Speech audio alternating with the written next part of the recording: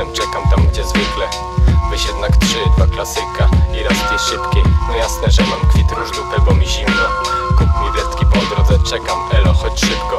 Halo, no ja już jestem, czekam tam gdzie zwykle. Weź jednak 3, 2 klasyka i raz tej szybkiej. No jasne, że mam kwit róż dupę, bo mi zimno. Kup mi wredki po drodze, czekam, elo, chodź szybko. 17:00, umówiłem się z kolegą.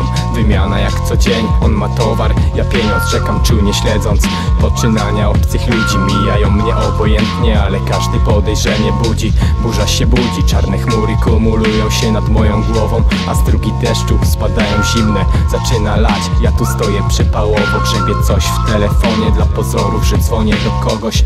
Ludzie patrzą obojętnie, odwracają wzrok. Drugi bieg, szybszy krok, osiedle gasi mrok. Miał być szybki skok, czuję się jakbym czekał rok. Gdzie ten chuj, gdzie moja marihuana i proch idzie?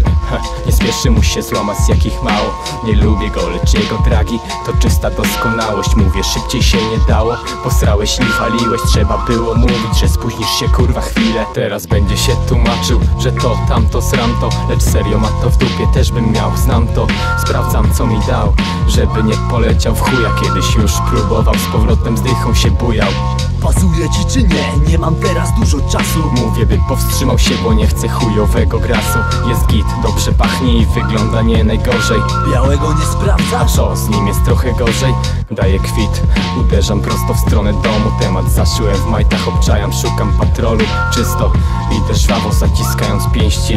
Dłonie pocą się same na myśl, że blisko są niebiescy. Nakurwia deszczem, buty mam już przemoczone. Myślę, żebym już zajarał, nim załatwię sprawę z mefedronem. Dzwoni telefon, to klient na ciśnieniu. Wyciągam cegłę, go tu voicemail, myślę o paleniu.